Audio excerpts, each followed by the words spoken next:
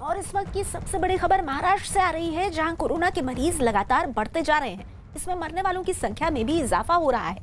Corona के बढ़ते मामलों ने महाराष्ट्र सरकार की चिंता बढ़ा दी है, जिसके बाद वहां फिर से लॉकडाउन लगाने पर चर्चा शुरू हो गई है।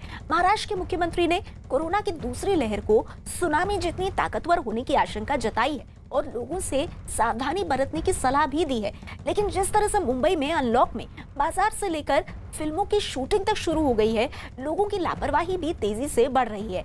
एक शूटिंग के दौरान लोगों की भीड़ लगाने का नजारा दिखा, जिसमें ना तो सोशल डिस्टेंसिंग का ध्यान रखा गया और ना ही लोग मास्क पहने हुए दिखाई दिए।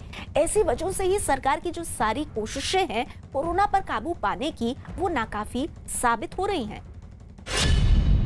महाराष्ट्र में कोरोना की दूसरी लहर के लिए अलर्ट। दोबारा लॉकडाउन लगाने पर भी चर्चा तेज।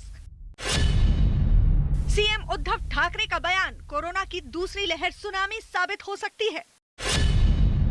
मुंबई में लापरवाही से बाज नहीं आ रहे लोग। मुंबई में लॉकडाउन के बाद जिंदगी पटरी पर उतरी दिखी और फिल्मों की शूटिंग की इजाजत भी दे दी गई, जिसके बाद हाल ही में टाइगर श्रॉफ की सीएसटी में एक गाने की शूटिंग हुई। बताया गया कि ये शूटिंग कोरोना से जंग लड़ते हुए दुनिया भर में जिंदगी के पटरी पर लौटने की कहानी को बयां करेगी, जिसकी शूटिंग कई दूसरे देशों में भी होनी है।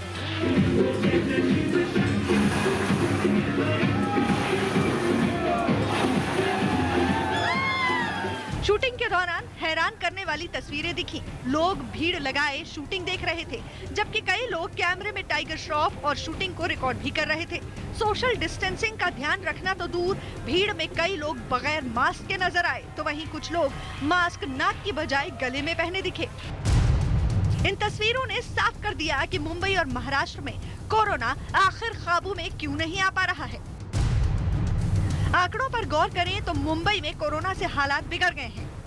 मुंबई में कोरोना के कुल मरीजों की संख्या 2,75,700 के पार पहुंच गई है, जबकि कुल एक्टिव मरीजों की संख्या 9,770 है। वहीं कोरोना से कुल 10,665 लोगों की मौत हो चुकी है। रविवार को देश भर में दर्ज किए गए मामलों में से लगभग 20% मामले अकेले मुंबई से आए थे, जहां 1,135 नए मरीज सामने आए थे और 19 लोगों की मौत हो चुकी थी। यही वजह रही कि रविवार को महाराष्ट्र के मुख्यमंत्री उद्धव ठाकरे सामने आए और कोरोना के गंभीर होते हालात पर चिंता जताई। उद्धव ठाकरे ने कोरोना की दूसरी लहर की शुरुआत के संकेत दिए और ये तक कह दिया कि ये लहर सुनामी साबित हो सकती है।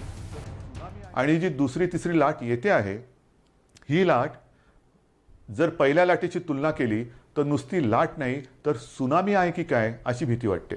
पण लस सुद्धा अजून हातात आलेली नाही। मग तीच एक त्रिसूत्री आहे, मास्क घाला, 2 हात अंतर ठेवा आणि हात धुत राहा। हे तीनच जे उपाय आहेत ते फार महत्त्वाचे आहेत। ह्याचं काही जण मला सुचवतात की पुन्हा एकदा रात्रीचा कर्फ्यू लावा। ठीक आहे, अजूनही माझं म्हणणं असं आहे की सगळ्या गोष्टी कायदे करून काही होत नाहीत आणि सगळ्या बाबतीत कायदे करण्याची गरज नसते। महाराष्ट्र में कोरोना के कुल मामले 17,80,000 के पार।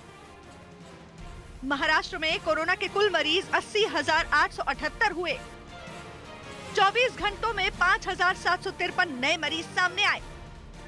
लगातार 5वें दिन 5,000 से ज्यादा केस। 24 घंटों में 50 लोगों की मौत।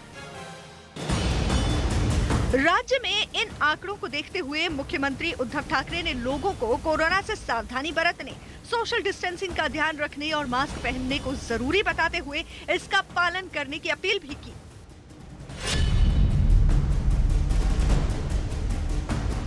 मुख्यमंत्री की चिंता और महाराष्ट्र में बढ़ते कोरोना आंकड़ों को देखते हुए दोबारा लॉकडाउन लगाने पर चर्चा भी शुरू हो गई है। हालांकि सरकार ने फिलहाल इससे इनकार किया है और 8 से 10 दिनों में फैसला लेने की बात कही है।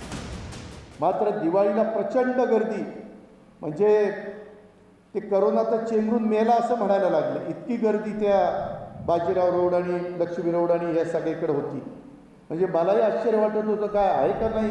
आता त्याच्यामुळे दुसरी पण लाट येण्याची शक्यता आहे। या कोरोनाच्यामुळे सुरुवातीलाच प्रदीप कारटकरांनी, मुझे लगता है कि महाराष्ट्र के डिप्टी सीएम अजीत पवार जी है और उन्होंने बयान दे दिया है कि मतलब जो केसेज 1000 के नीचे रहती थी, मुंबई में 700-800 रहती थी, महाराष्ट्र में भी 2000-3000 भी रहती थी, लेकिन अभी केसेस थोड़ी बढ़ती जा रही है, तो इसीलिए लॉकडाउन बढ़ाने के बारे में विचार करना पड़ेगा।